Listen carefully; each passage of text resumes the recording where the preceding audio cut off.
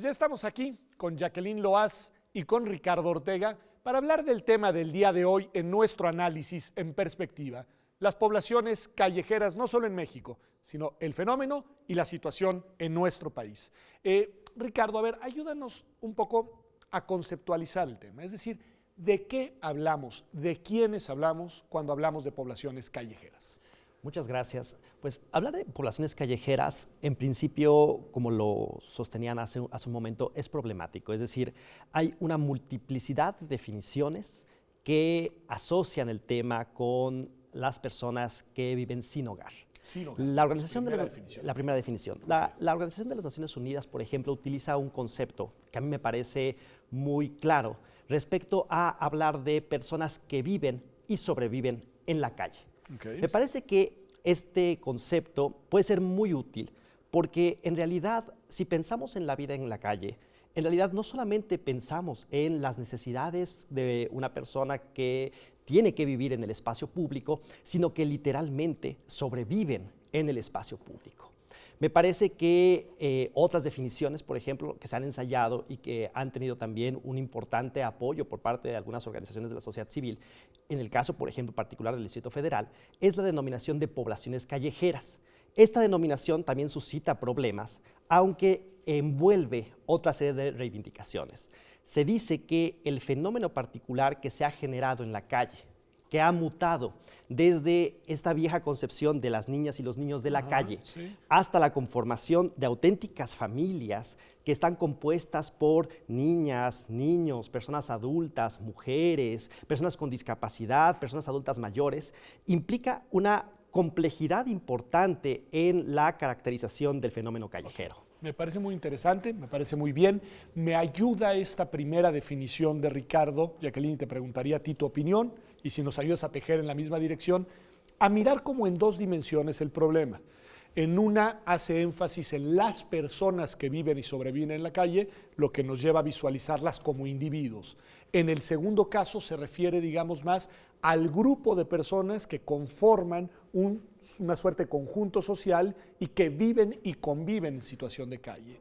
¿Qué nos podrías decir de esto y cómo tú crees que es la mejor manera de caracterizar este fenómeno? Me parece que algo fundamental es saber que las personas no quieren vivir en calle. Okay, ese es decir, no es que hoy amanezco temprano en la mañana y digo, ¿por qué no me voy a vivir a la calle? No creo que es una buena opción de vida.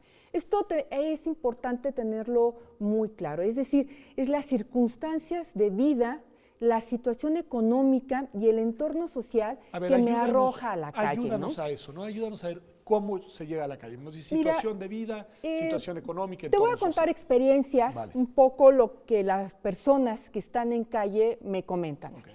Una chica con la que me reuní hace poco, ella me decía, ¿por qué terminé en calle? Porque estaba cansada de que me violaran constantemente. Ella sale a la calle a partir de los 10 años porque ella está cansada de que la violen. ¿Te puedes imaginar esa situación? Cuando ya a los 10 años estás cansada de esto. Muchos salen, por supuesto, la violencia en la familia, ¿no? Esto te arroja a las calles. Es un problema de adicciones también.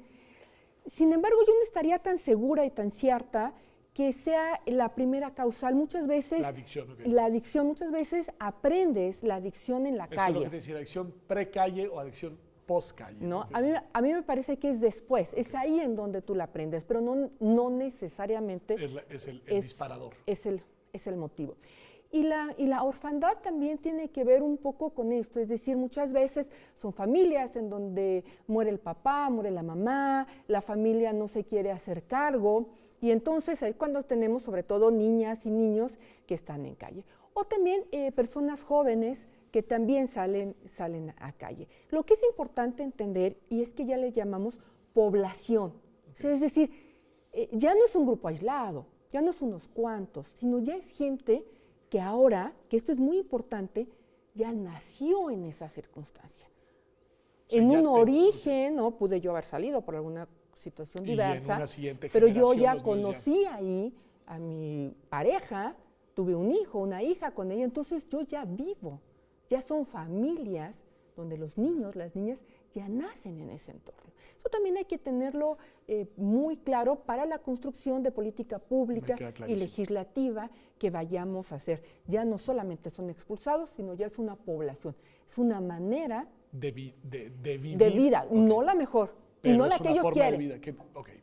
Un dato, a ver, sobre eso último, y a ver, te pregunto, Ricardo, nada más para hacer un corte y que nos permita un poco ubicar, digamos, y categorizar. Nos dice Jacqueline de manera insistente, no es una opción, es decir, las personas que viven en esa situación preferirían no vivir ahí, no lo eligieron, ¿no? Nos lo has subrayado mucho. Esto, nada más para dejar fuera, hace un corte que excluye a todas las opciones alternativas que por razones ideológicas de personas que deciden vivir sin hogar, digamos, un poco pienso en el fenómeno de los ocupas a los que hacía referencia Raúl al inicio del programa. Pero a ver, me gustaría escuchar. Yo ahí quizá precisaría una cuestión. Me parece que es la única opción de aquellos que no tienen otra opción. Es decir, el fenómeno de la calle, y esto quizá pueda distinguir a este fenómeno como el fenómeno del ocupa, en el que parecería que existirían más alternativas materiales. Sí, que hay una decisión, y que forma parte de una manifestación incluso sociopolítica, de una apropiación de espacio abandonado. Es decir, no quiero decir que sea todos los casos, pero al parecer ahí sí hay una elección vinculada a una convicción ideológica, ¿no? Exacto, pero en el caso, por ejemplo, de las personas de las que hablamos, de las personas que viven y sobreviven en la calle, me parece que lo que hay que resaltar es lo siguiente. No perdamos de vista que sí es la expresión de autonomía de la voluntad, pero una autonomía de la voluntad muy limitada, acotada. Quizá este es uno de los grandes problemas de la política pública. Muchas veces, en la medida que las personas se ubican en situaciones de mayor vulnerabilidad, se les suele ir restando la posibilidad de reconocimiento de su autonomía política y su capacidad de decisión. Esto creo que es importantísimo porque también debemos entender, y lo decía un poco Jacqueline, el fenómeno de expulsión de las personas a la calle no se da ni en un momento, ni es algo que sea unicausal. Es un fenómeno multicausal que tiene que ver con un proceso de expulsión y en el que durante el proceso hay cierto tipo de factores que favorecen esa expulsión y ausencias importantes de política pública. Y lo manejas muy bien, porque además, en efecto, por lo que escuchaba en el ejemplo y en el caso que contaba Jacqueline, hay una decisión de la niña de 10 años. Es decir, su autonomía está arrinconada al extremo, pero en el momento de optar hay una decisión de parte de ella. Claro, mira, es complejo, por supuesto, el tema. Hay una decisión, ¿no? Pero es una decisión porque es tu única oportunidad. Es decir, uno decide cuando tienes más de dos, ¿no? Más de una posibilidad, por lo menos dos en la mesa. Y muchas veces la única que tienen es esa, es salirte de donde estás, ¿no? Entonces, bueno, eso lo hace complicado. Y también lo que es muy importante entender es que vivir en calle también tiene su gusto. A ver, abona. También puede tener su gusto. En el caso, pues sobre todo de la gente joven, pues, ¿no? Vives en una total libertad. Por eso es importante que cuando hablamos de política pública, tiene que tener mucho cuidado y tenemos que encontrar que hay un sabor agradable de plena libertad y de hacer lo que yo quiero cuando estoy en calle. Y no se trata, y por eso fracasan tanto estas intencionalidades de reincorporarlos a la familia, de una familia de la que huyen. Oye, pues si salí de ella, lo último que quiero es regresar. O de meterme a un sistema, ¿no? Todos los sistemas. En donde ahora a esta hora te levantas, a esta hora comes, ahora tienes que ir a estudiar. Es decir, el proceso de prestar una nueva oportunidad tiene que ser necesariamente conversado con la persona que está en esa situación. Tú no puedes llegar a imponer un modelo social como en el que tú y yo vivimos acá y decir, ahora te tienes que incorporar acá. Porque si yo nací ahí, ¿no? Si yo llevo 10 años de mi vida ahí, es muy difícil que yo me quiera incorporar a un sistema diferente. Es muy importante y por eso reiteradamente las organizaciones de la sociedad civil nos lo dicen, ¿no? Pregúntenle qué quieren y cómo lo quieren. Ricardo, ¿quieres decir algo? Sí, es que me parece muy importante abundar en una idea, y es, las personas si entendemos que las personas que viven y sobreviven en la calle, en realidad, de alguna forma, como tú bien lo decías, se encuentran arrinconadas en el contexto de no tener demasiadas alternativas, no tener alternativas distintas al vivir en la calle, esto me parece que nos permite entender dos cuestiones. La primera es que existe detrás de ellas una serie de factores estructurales que generan un proceso de discriminación múltiple que está actuando en relación con ellas. Esto es importante porque muchas veces las personas, sobre todo los grupos de vecinos que están alrededor de las personas que viven en la calle, suelen ejercer una serie de actos de violencia y además violencia sumamente intensa en contra de ellas, asumiendo que la responsabilidad exclusiva está basada en una decisión personal, como la podemos tener cualquier persona que tenemos diferentes opciones a elegir. La segunda cuestión que me parece importante no perder de vista es que si asumimos entonces que detrás de esa ausencia de oportunidades existieron una serie de ausencias importantes en la política pública, en las redes familiares de apoyo, en las oportunidades que se le pudieron dar a una persona para que no llegara a ese extremo, entonces podemos entender que el acento no está en la persona, sino que está en una estructura social de expulsión. A ver, el punto este me parece muy importante. Exclusión y discriminación estructural, nos dice Ricardo. ¿Qué quiere decir esto y en qué situación coloca a estas personas en específico, Jacqueline? A mí me gustaría Adelante. antes algo, y es decir, ¿qué características tienen las personas que están en situación de calle? Vale. Esto es fundamental también tenerlo claro, porque hay un tema de discriminación y son gente pobre, muchas y muchos indígenas, Ok,